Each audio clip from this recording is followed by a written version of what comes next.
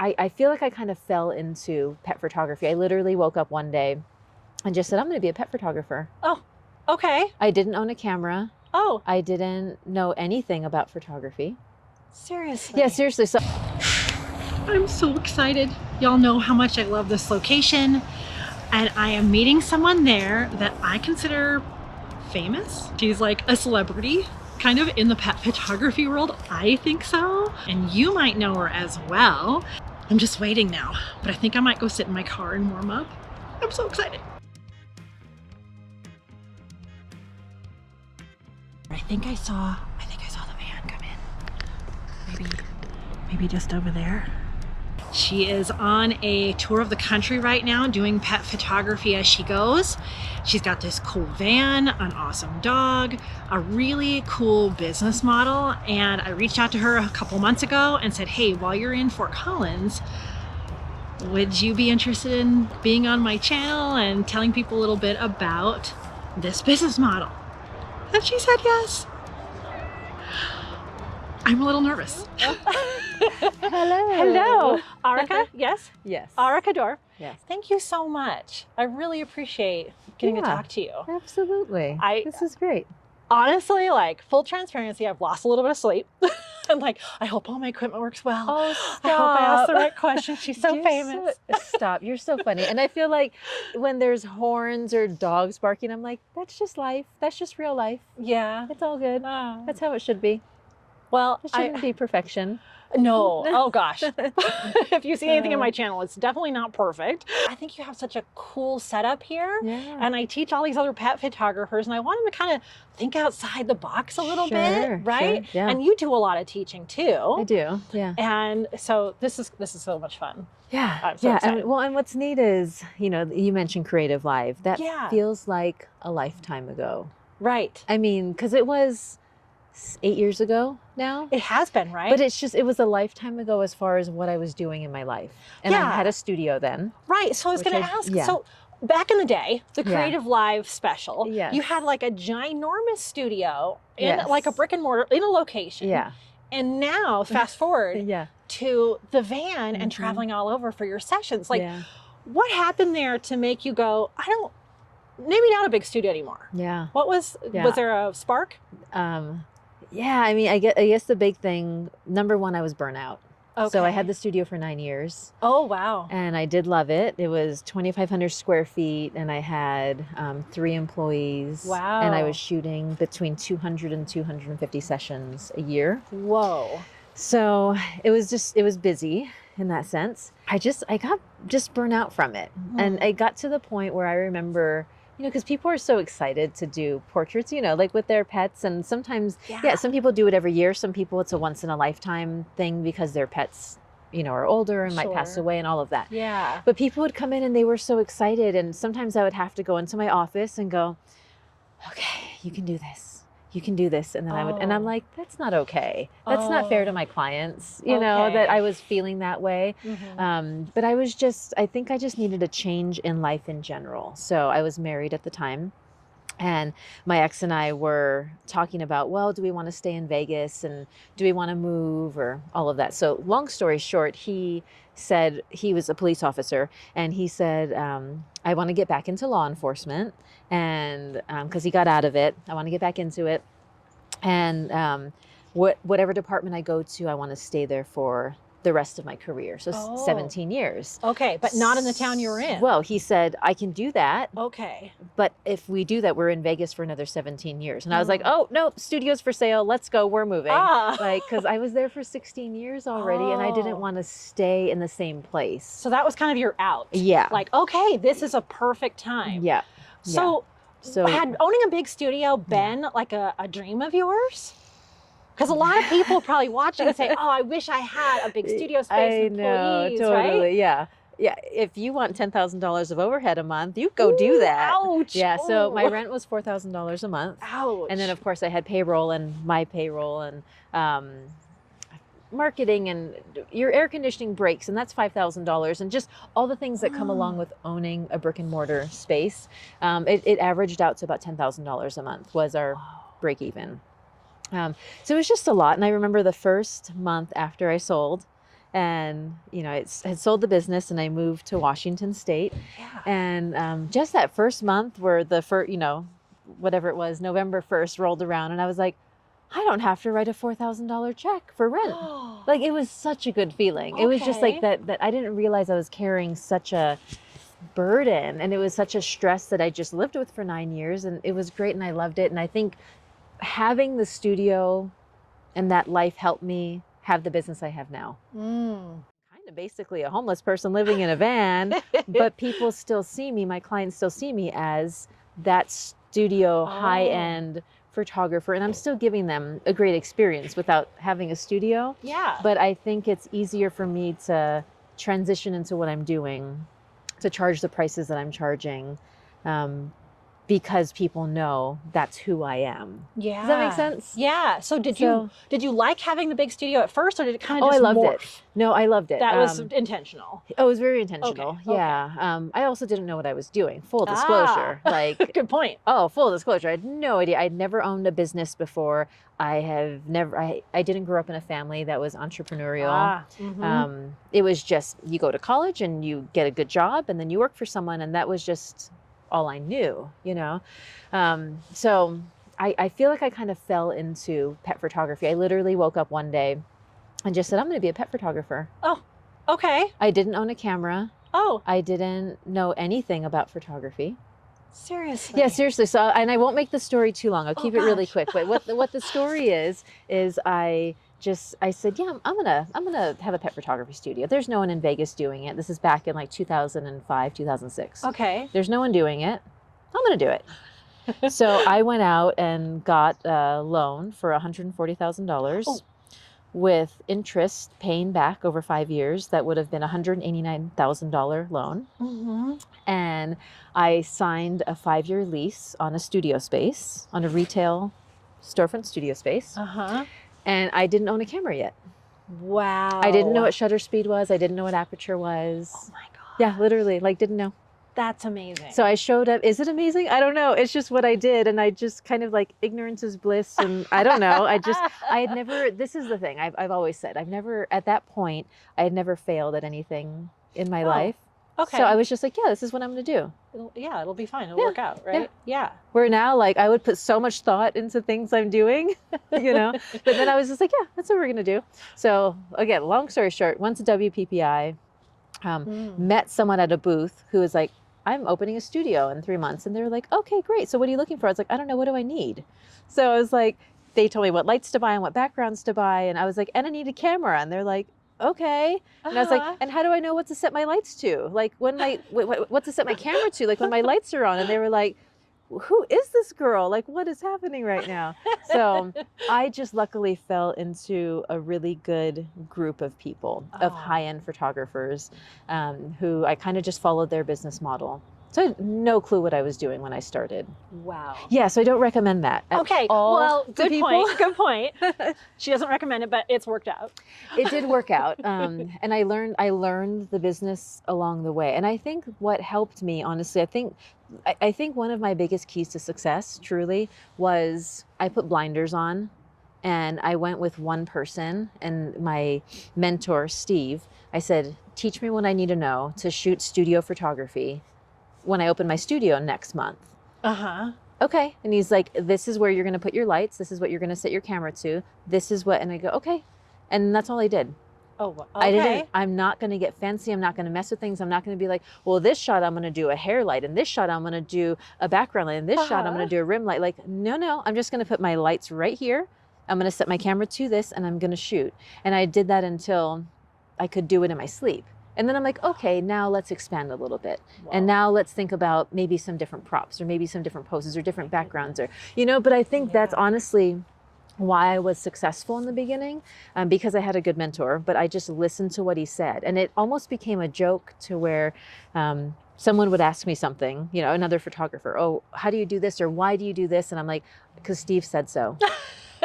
Like that was my answer for like 3 years. I'm like, I just do it because Steve said so. But doing that, you could like hit the ground running. Yeah. You didn't spend 2 or 3 or 4 or 5 years thinking about it and pondering and over analyzing and comparing to others, right? Well, you could just jump in. For sure. But I think that's also, you know, the universe kind of aligned in that sense good, that it was a good mentor and a good person and a good, you know, high-end photographer and all of that.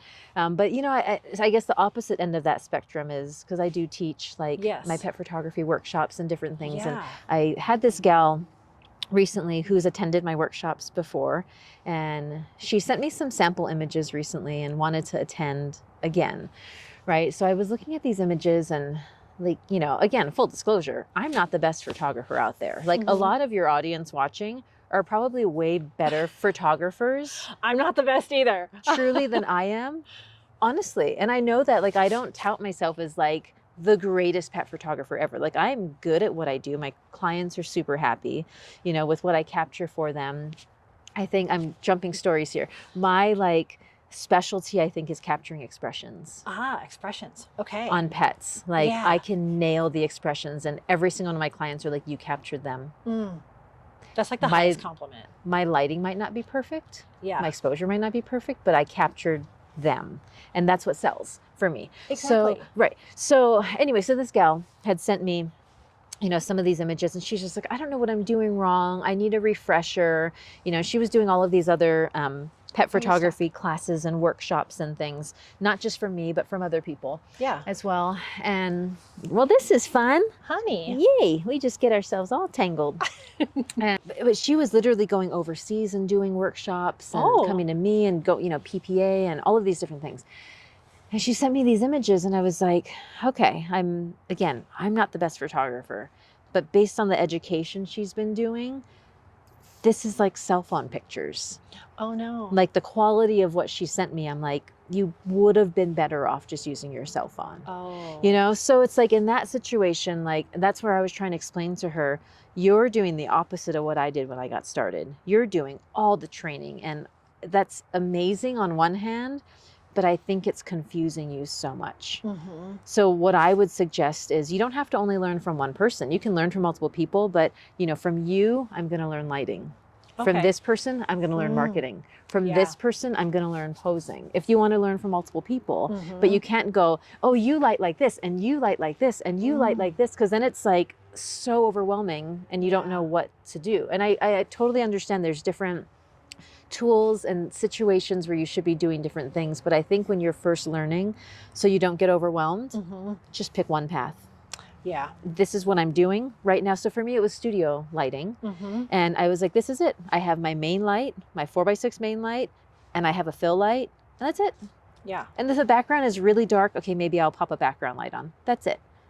My camera settings are 125, f5.6, ISO 100, and that's it. I don't care if it's a Chihuahua or a Great Dane or a family of 7. That's my camera settings. I love that, because I think we start out thinking we need to know every type of lighting scenario and implement that. And our clients don't notice. They do not notice what camera we use, what lights we use. And if there's a little bit of a highlight, we're going to fix as much as we can, but they're looking for that expression. Right? We want to continue to grow and evolve and learn. And I think that's why, like, I love being involved in something like PPA. Because it pushes me to do better. And my work now, I think, has improved so much from, I mean, just being a mobile photographer now and having to work with environments and lighting and different, like I've grown so much as a photographer, and like I had no idea how to use off-camera flash or what that was or before, you know. So and now I do that, and I haven't mastered it, but I can do it. And but I just think I couldn't have gone, okay, I need to know studio lighting, and I need to know natural, and I need to know off-camera flash, and I need that's too much. You know, all that you need to do as a photographer when you're starting out is you just need to be able to replicate what's on your website. Exactly. That's it. Yes. And you can literally say, because those people are going to go, I want a picture like that. You say, great, I can do it. You can say, I'm a black and white photographer. That uses one light with high contrast. That's it. And that's okay. Perfect. That's okay. If that's what you're showing on your website, that's all you have to be able to replicate is what you're showing on your website. It's kind of like product offerings, right? Like, don't feel like, well, I have to be able to design albums and do wall galleries and do holiday cards and do photo jewelry and like right out of the gate. Right out of the gate. Oh my gosh. Yeah. Right. I did that all eventually. But in the beginning, I was like, I do unframed portraits and canvases. Right. And gift prints. And that's all. people will buy what you sell. Yeah. You know, they're probably not going to walk in and say, I would like acrylic. You know, Totally. if you don't carry acrylic. So Totally. I love that. I kind of did the same thing. Like I evolved into, say, offering albums. Yeah. Because I thought, oh, the design process is going to take forever, Right, you know? right. And so I totally agree with that. So no more big giant studio out in Vegas. Now your entire model is whoosh, right here in this van. Yeah. And that's incredible. I don't think anyone else is doing this.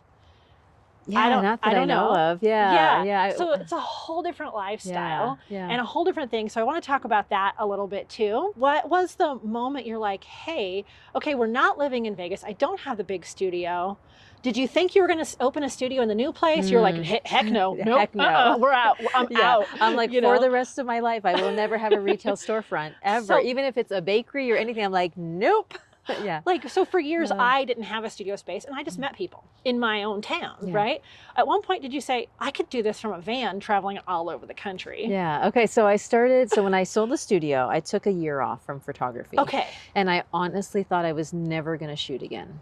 Okay. Because I'm not, and it's not that I hated it by any means. If any clients see this, I love my clients. I love that part of it. I was just burnt out from the studio. Sure. But I'm not passionate about photography as a hobby. Mm-hmm. I love photography as a tool to connect with my clients. Yeah. I love it as creating something for them that they, but it's that connection piece that I care about. Mm-hmm. I would never take a job doing landscape photography out in the field by myself. Mm-hmm. Absolutely not interesting to me. Yeah. My camera does not come out unless it's a paying client. Oh, wow. Session, ever. Okay. I don't hike with the camera. I don't go on vacation with the camera. Okay. It's just not something. I just have no passion for photography itself. Mm-hmm. But again, it's a tool for me. That's why I like the pet paintings too. Yeah. I wouldn't just paint. I don't paint for fun. People are like, oh, that sounds so relaxing. I'm like, no, I'm painting because people are paying me. Okay. And it's not because of just the money, but it's the connection with the pets and it's the connection with the people, that interesting. It's just, I thought you were a painter also, and you happen to do pet. Oh my gosh! So that's another portion that I wanted to talk about too. Is that you offer pet paintings? Yeah. Cool. So let's get back on though. So how I got to to the van. this. Yes. So when I sold the studio, I was just like, I'm done. I'm done with photography. I'm gonna find a new career. I'm taking a break. So I took about a year off, and I was just kind of relaxing, being a hermit, hanging out with Gracie. We were kind of camping and hiking, and I actually started substitute teaching in Washington, like K through 12. Okay. It was awful, guys. It was awful. Okay, noted. My brother's like a principal of an elementary school. My mom's a teacher, a retired teacher. My dad's a retired teacher. So bless their hearts. Good for them. It was just, not my thing. But I was doing it because I didn't want to own my own business at the time. And I wanted to be involved in my community because I had started my pet painting business. But I was just literally sitting in my house, painting, making money, but not being involved in my community. So people were like, oh, well, you could go volunteer at the shelter. You could do, whatever. And I was like, no, if I'm going to leave the house and get dressed, I kind of want to make money doing it, but it doesn't need to be big money, but just want to get paid. I don't want to just volunteer somewhere. So anyway, I was substitute teaching, did not like it at all. I mean, it was fine. It was, it was a good learning experience for me. It was a good learning experience. But as I was doing that, and you get paid $100 a day or whatever it was. And I was like, 8 hours of my life, $100 a day, or shoot a portrait session for $2,500. Yes. For the same 8 hours with between shooting, editing, delivering, printing. Yeah. I was like, so maybe I should shoot sessions again. Okay. But I started traveling with her, and I didn't have my van yet. So my van is only a year old. Oh, okay. Yeah, so was last year's tour its inaugural tour? Yes. Okay, gotcha. Yeah. So I just had an SUV. So I just threw a bed in the back of the SUV, took her with me, and just put it out on Facebook and social media, and just said, I'm doing a road trip with Gracie. These are the states we're going through. If anyone's interested in portraits, let me know. I didn't start it as a business model. It was more just, I'm going to take a trip. And instead of just wandering around, let me just throw it out there on social media and tell people where I'm going to be if anyone's interested in portrait sessions. And if I book some, great. And if I don't, whatever, I'm traveling anyway, but it actually give me, you know, a reason to go to certain places. Okay. So, and at the time I actually had a non-compete agreement. It was for 2 years when I sold my studio. Oh. So I wasn't allowed to shoot in Vegas. So I could shoot anywhere except for Vegas. Makes so sense. I went to, yeah, California and Arizona and Utah and just those Western type states. So I had done that and it was super successful. And people were like, oh my gosh, I'm so glad that you're doing this. When is your next road trip? Oh. And I was like, I don't know, I guess I can do another one. So then it just kind of became this annual thing. And, you know, people were like, you should do multiple road trips. And I was like, no, you know, I think I just want to stick to one. Just, I'm making the money that I want to make just by doing one trip. I think it makes it more desirable, more exclusive. Yes. Okay. Right? If I'm not available all the time, I'm available once a year. When I come through your city once a year, you know. So I did that for about 4 years. And at that point it became a business, like a full, like I'm making more money than I made at the studio doing this mobile. So not gross. So grossing, I was grossing about $250,000 at the studio. Okay. Now I'm grossing about half of that, you know, a little over 100,000, but I'm pocketing double. Because no overhead. Right. Right. And that's only working a season of the year. 3 months out of the year. Yes. Yeah. That's incredible. Yeah. So I love that. Yeah. And so then you moved up from the SUV and got a van? Yeah, so the transition to the van was actually because my husband and I decided to separate. So we were married for 15 years and he's a great friend of mine. Like we talk all the time and I spend time with him, you know, when I go up there to teach my photography retreats in Oregon. Yeah, we'll talk about that too. Yeah, so I you know, hang out with him and so it's great. It was a great time in my life. I don't regret any of it. You know, a lot of people are like, oh, I'm so sorry you're divorced. I'm like, no, it's like a celebration to me. Like we're going to like file official paperwork and like go to dinner and celebrate. Like, because it was a great time in my life. And I don't think everything in life is, this is maybe off topic, but maybe this is even for people who have studios or whatever it is relationships and friendships. Like, I don't think the success of things should be measured on the amount of time it lasted. It's quality over quantity. Yeah. Yes. You know? I agree. So I look at that as even my studio. Like I don't look at it as like, oh, it was a failure because I sold it or left. Oh, yeah. I never thought that.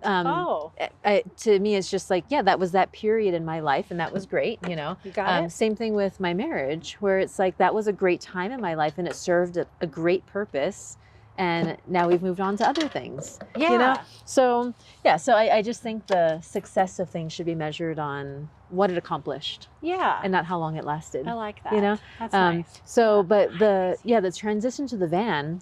Hi. Honey. Oh, I mean, I thought she was going to give me a kiss. Hold on. This is bloodhound slobber. Okay. This cannot be edited out. This must stay in. Everyone must know this is van life with a bloodhound. Van life with a bloodhound. Yeah, you have jewel rags. Rags ready. Yes. Okay. Yes.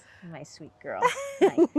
Hi. She's just the best traveler ever. You're so sweet. But the transition to the van was literally just us separating and me going, well, I don't know where I want to live. Because nowhere is really home to me, right? Like I grew up in Hawaii. I'm not going to go back to Hawaii because my business my full-time income is on the mainland. Sure. Right? Washington, I was living there, but it didn't really feel like home. I was in Vegas for 16 years, but I wouldn't really consider that home. You know, so I was like, I don't really know where I want to go. And the idea of just like picking a spot, just nothing, it didn't feel natural. Okay. I've always wanted a travel vehicle because I've been doing the road trips, right? The photography road trips at that point for 4 years. And I always, you know, thought about, well, do I want to get a trailer that I pull or as opposed to sleeping in the back of my SUV, right? And so it just kind of naturally the idea came up with a friend who was also a full-time van lifer. And she's like, you should just build a van. And my friend Alex, who's a carpenter, you know, can help you build it and this and that. And so I hired him. Wow. And we built the van. And I said, you know what? I'm just going to live in the van full-time because I don't know where I want to be. And this will give me the freedom to be anywhere I want. But it's a super comfortable travel vehicle for the road trips. And so I just live in it full-time now. So here I am. And see, I just found that out today. It's not just during this season of the year that she travels around, but all the time. I love that. Yeah. And you seem to like have booked out your entire tour. Yeah. Every time. Yeah. I didn't realize how far back it went. So this is I think this is my 5th road trip. Okay. Okay. Yeah. So this is my 5th. So this is, and yeah, it's amazing. I mean, it's amazing to me that I can work 3 months out of the year. Yeah. I take 9 months off every year. Wow. So I just work in the fall and I take up to 50 sessions. So this year I booked out at 50 sessions. 50 sessions. And that's it. And I don't shoot off season. So if I go through town and someone sees like, oh, you're here, will you do portraits? Like, nope, I shoot in the fall. Okay. The only exception I'll make is if their pet's sick or older or going to pass away. Okay. Then I will do it. And if I happen to be there, I'm not going to drive across the country for that. But if I happen to be there, then I'll do it. Yeah. But if not, nope. You have to wait until the fall. Oh my gosh. And so I follow you on Facebook. And so if you follow her on Facebook, you'll see like starting in spring, you're saying, okay, I'm going to start, or summer, I'm going to start planning it. Yeah. This is my approximate route. And whoever I book, I'll kind of change the route up. Yeah. So it's it's as loose as that, right? Yeah. So what I do is I would say in the beginning of the summer, late spring, beginning of summer, I'll say, let me know if you're interested. I don't say the route I'm taking. I just say anywhere in the United States. Okay.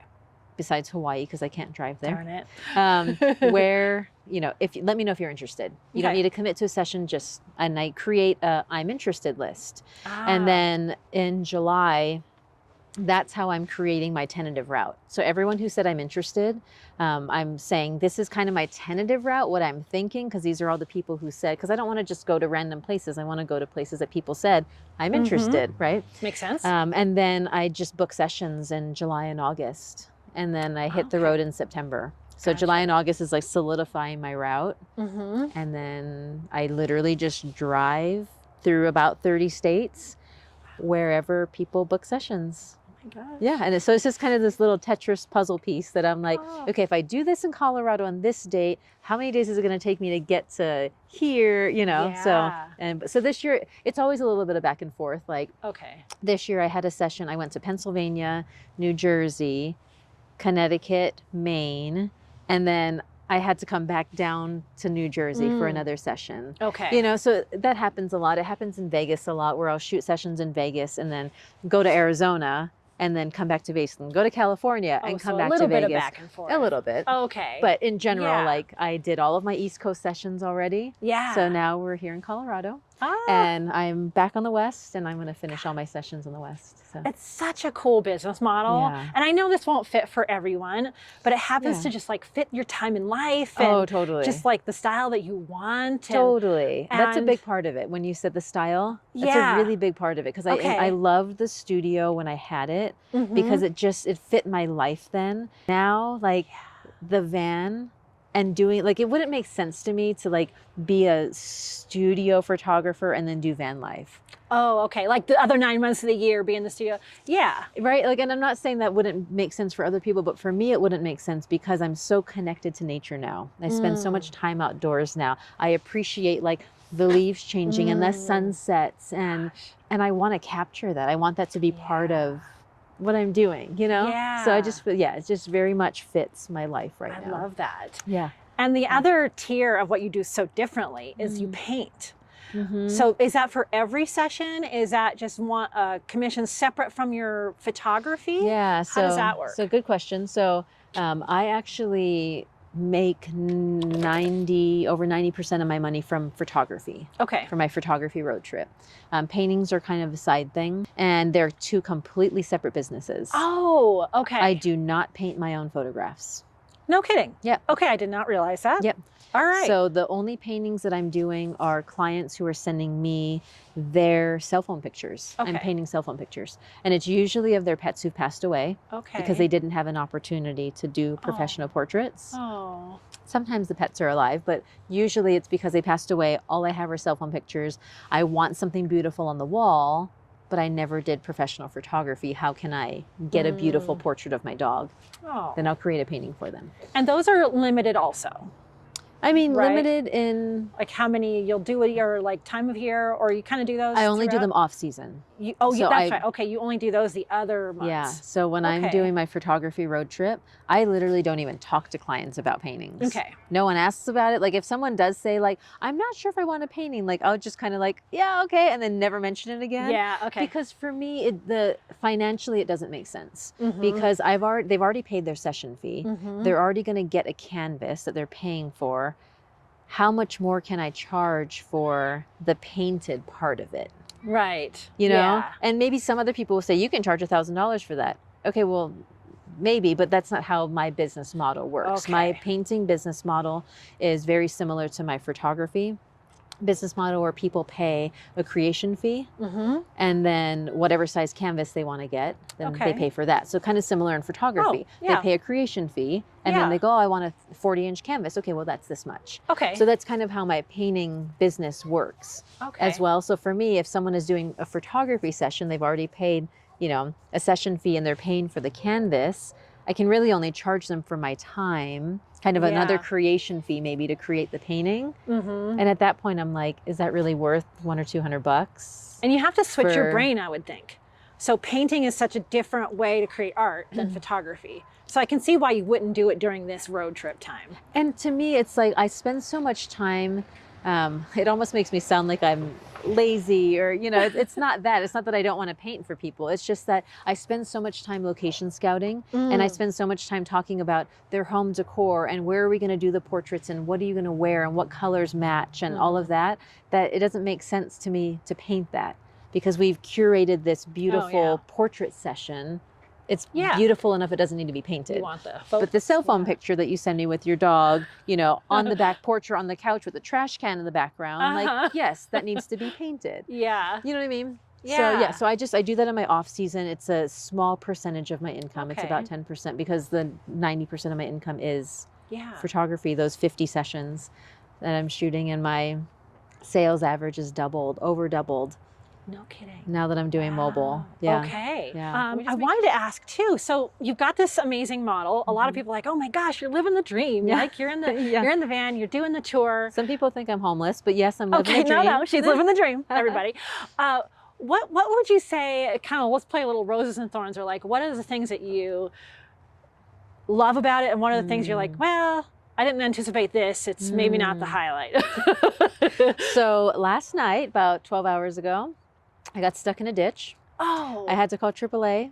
That was the first time that's ever happened. Golly. But that could have happened in a car, so that's not a van life thing. Yeah. Okay. No, you know, I think if you asked me that same question in like 5 years, if I was still living in the van for that long, I think it would be interesting to see what my answer would be. Because my carpenter friend who helped me build, he's been 6 years full time in his van, and he's like, I just want to be settled. I just want to live in a house. Okay. I'm tired of, and where I'm like, van's amazing. I don't like the thought of living in a house right now sounds awful. Okay. Like if someone's like, here's a free house in a beautiful place overlooking the ocean, I'm good. No. I want to be in the van. Yeah. Because I want and I need the movement right now. I don't want to sit still in a house. And I'm trying to dig deep on what that is exactly. Because even like in the van, I have a hard time camping somewhere for more than 2 nights. Like 3 nights is like, I am at a place for a long time. Where you meet other people who are like, you know, camping on BLM land and places for 2 weeks at a time. And they just stay in the same spot for 2 weeks. Where I'm like, I don't know if I could sit still for that long. So I don't know if it's because I'm enjoying the movement or if it's because there's something I need to work out inwards that like, why can't I sit still right now? Yeah. But for me, it's just been a healing thing to be the movement. The movement has been very healing for me. So, yeah. So I love it. Yeah. So when you say, you know, right now, I mean, I'm only a little over a year into it and I absolutely love it. I mean, there's not a lot of things that, okay, if I could have a shower indoors. Oh, true. Because I have an outdoor shower and I have an outdoor shower attached to an instant hot water heater, which is like amazing. Ooh, yeah. I love taking my outdoor showers. But there are times like now, it's like 40 degrees right now. Like chilly. I mean, like I could do it, but I don't really want to shower in 40 degrees, even though I have hot water, you know? But at the same time, like I don't want a bigger vehicle. because I don't want a big RV. I don't want a bigger van. I love, like we're in one parking spot right now. That's true. Yes, this is really nice. We're in a standard parking spot. I can park anywhere. I can maneuver anywhere, except when I get stuck in ditches. Yes. Yes. That's the only downside. Like your car and your house are kind of all connected. So any kind of problem a car could have, your house could have. For sure. So yeah. That's not too bad though. But I feel like, you know, I feel it's the same on a small scale. It's still kind of like home ownership, right? When people are like, I'm like, you know, if you own a home, like things are van lifers. Hey. Oh yeah. Yeah. Bye. Yeah. When things go wrong in a home, right? People are like, oh, well, you're a homeowner, so things are going to go wrong. And it was the same thing with me. Well, like, good point. I'm taking my drill out and fixing things and tightening things, and because it's my home. Yeah. You know, I had to replace my shower head the other day because it got a hole in it. So I went to Home Depot and I was changing it in the parking lot at Home Depot, and I got it all fixed. Can you sit? And can you shake? Shake, shake, shake.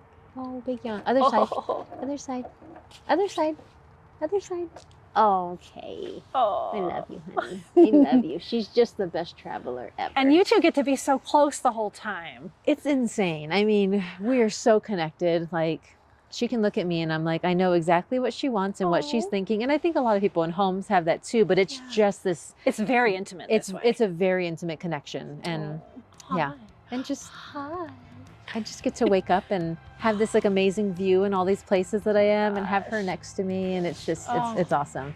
So, and she's so patient when I'm shooting sessions, you know, so she just waits in the van very patiently, and then she takes her evening walk. So, and by the way, everyone, this is Gracie. She's girl. 10 and She's bloodhound. 10. She's a bloodhound, and she's my shelter puppy. She was actually one of my adoption portraits.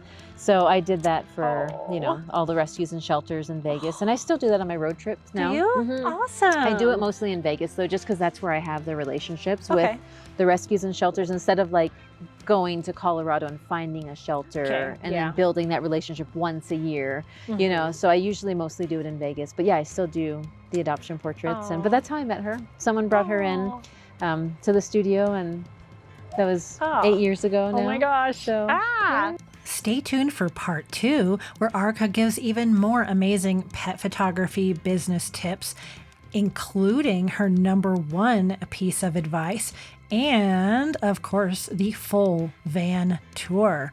Make sure those notifications are on and stay tuned for the next video.